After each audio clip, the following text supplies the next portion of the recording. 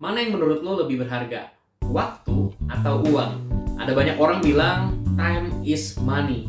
I don't think so. Gua rasa waktu itu jauh lebih berharga dari uang, teman-teman. Ada banyak orang di akhir hidupnya, mereka nggak lagi pikirin soal kerjaan, soal bisnisnya, tapi mereka mikirin tentang bagaimana mereka menyia-nyiakan waktu di masa muda mereka. Nah, teman-teman, so money is not the real value of time. Itu yang perlu kita ngerti. Kita perlu menghargai waktu jauh lebih daripada uang. Yes, waktu berharga. Betul, penting, dan kita perlu perhatikan. Tapi nilainya jauh dibandingkan uang. So, teman-teman, hari ini kita mau belajar bagaimana kita boleh memanfaatkan waktu yang ada, yang berharga, yang Tuhan titipkan sama rata setiap orang. Orang dari berbagai latar belakang, mereka boleh punya satu komoditas waktu yang sama, yaitu 24 jam. Yuk kita belajar dari teori fokus funnel-nya Rory Vaden. Dia bilang ada 3 cara untuk kita bisa multiply our time. Yang pertama, teman-teman, yaitu eliminasi. Nah, ada banyak hal yang ternyata perlu kita eliminasi dalam hidup. Karena kalau kita tahu apa yang penting, maka kita mestinya tahu juga mana yang nggak penting, atau setengah penting, atau mungkin agak penting.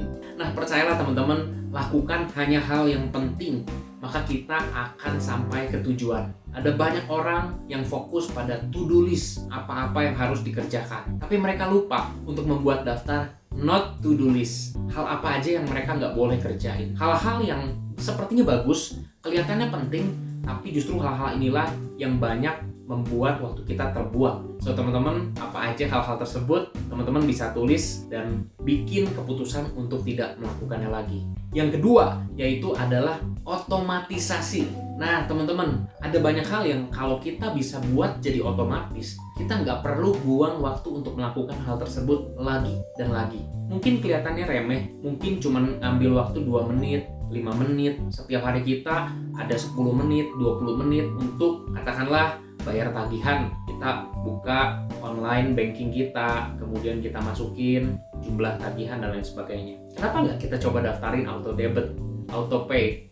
Itu sangat memudahkan kita. Contoh lain, buat banyak smartphone hari-hari ini udah ada fitur fingerprint, dan kita nggak perlu lagi untuk masukin username, kemudian password.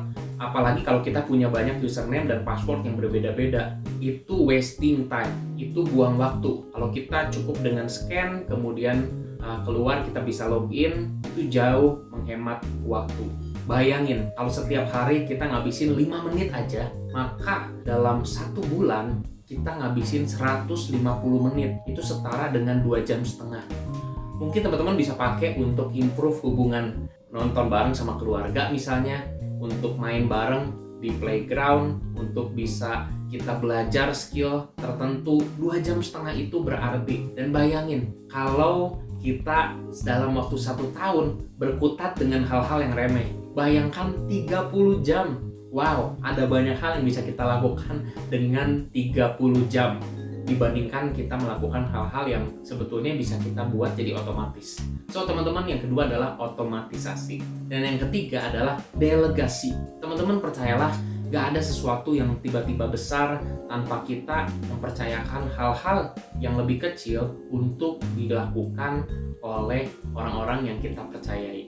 Kalau kita semuanya pegang sendiri, kalau kita semuanya nggak percaya sama orang, serba nggak, udah ini sama gua aja, ini sama gua aja, maka kita nggak akan pernah jadi besar. Kita nggak akan pernah siap untuk menerima tanggung jawab yang lebih besar. Kalau kita bisa melakukan yang namanya delegasi, ada orang-orang yang kita percayakan untuk melakukan pekerjaan yang kita tahu mereka punya kemampuannya, mereka orang yang bisa dipercaya, mungkin kita bisa save 2-3 jam setiap hari. Dan itu besar, teman-teman. Percayalah, cobalah, lihat lagi di daftar tugas yang kita lakukan. Ada nggak tugas-tugas yang bisa kita delegasi pada tim, kepada orang-orang yang kita percayai?